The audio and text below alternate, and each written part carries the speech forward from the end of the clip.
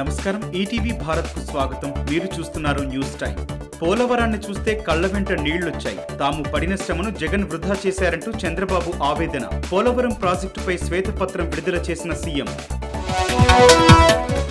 ఏజెన్సీని మార్చకపోతే 2020కి Polavaram పూర్తయ్యేది.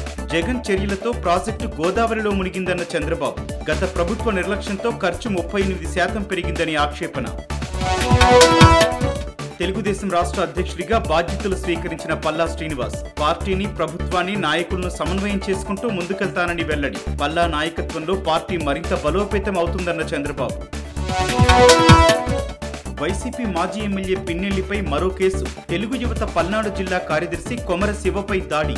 IPC section 323 కింద case నమోదు చేసిన మాచర్ల పోలీసులు. జగన్ హయాంలో అప్పులు తప్ప అభివృద్ధి లేదు, నిధులన్నీ పక్కదారి పట్టాయని మంత్రి నారాయణ ఆగ్రహం. 2014లో టీడీపీ తెచ్చిన ప్రాజెక్టును నిర్వీర్యం చేశారని ధ్వజం.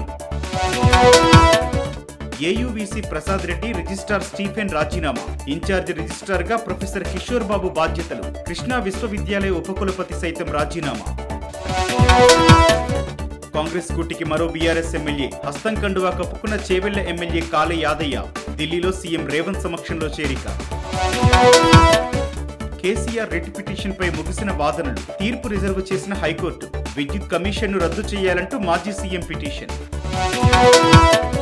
ఢిల్లీలో వరుసగా రెండో రోజు వర్ష బీభత్సం. తీవ్రమైన ట్రాఫిక్ ఇబ్బందులతో ప్రజల అవస్థలు. విమానాశ్రయ టెర్మినల్ 1లో కూలిన పైకప్పు, ఒకరి మృతి. నీట్ పరీక్షల్లో అవకతవకలపై దద్దరిల్లిన పార్లమెంటు. నీట్ పరీక్షా పత్రాల లీకేజీపై చర్చకు విపక్షాల పట్టు. విపక్షాల ఆందోళనతో లోక్సభ సోమవారానికి వాయిదా. ఇవి ఇప్పటివరకున్న ప్రధాన అంశాలు. మరిన్ని తాజా అప్డేట్స్ కోసం www.etvbharat.com వెబ్సైట్ను సందర్శించండి.